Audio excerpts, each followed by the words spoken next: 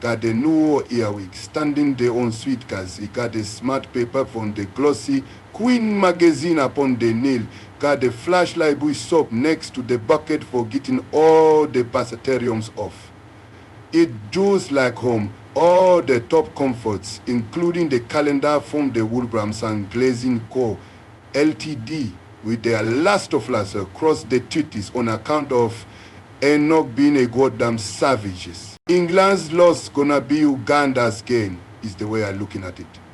It's not surprising where the great Powell finally getting choked up here with the refusal or the Brit government to act on the advice or the greatest political pinnacle of it since the mighty Goebbels, a man worth overcoming the terrible physical disability to rise to the top of his profession. Of course, it got to be pointed out where Enoch picking up a lot of the big ideas from the Kampala think tank, such as the repatriating of the disconcerting Asian brothers and the amazing free-wheeling economic policy worth taking us forward in the leaps and the bounds, such as me ending up with the no Maserati and the former trades unions all holding meetings in the fashionable basement of the Mipon Clink. Also not getting himself dragged into the notorious common market with all the inferior Europe rubbish.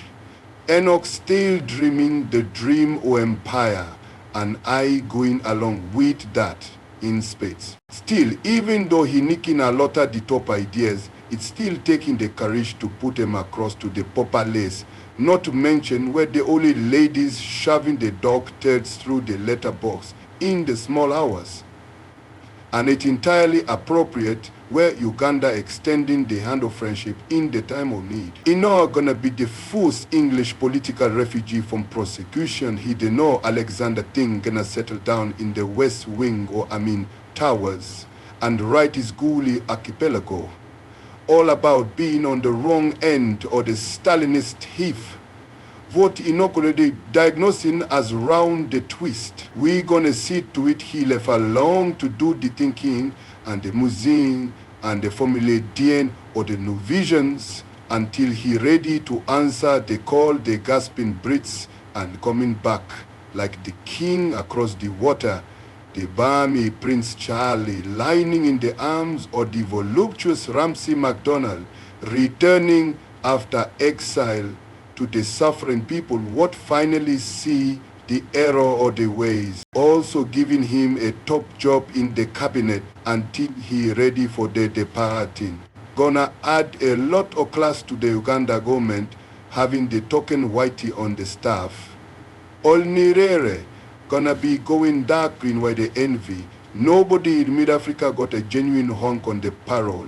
Enoch gonna be up there on the platforms, tiring up the crowds, the long words and the rousing sentiments, showing the famous classical elocution and hitting them with the posh Greek stuff and telling them about cutting up the coal into the three parts. They're gonna be stamping and frothing at the move. It's gonna be used like the beloved Midlands all over again. Of course, I ain't getting a definite answer to the telegram yet, but it's only a matter of time. Enoch bound to recognize where the true destiny in any day now.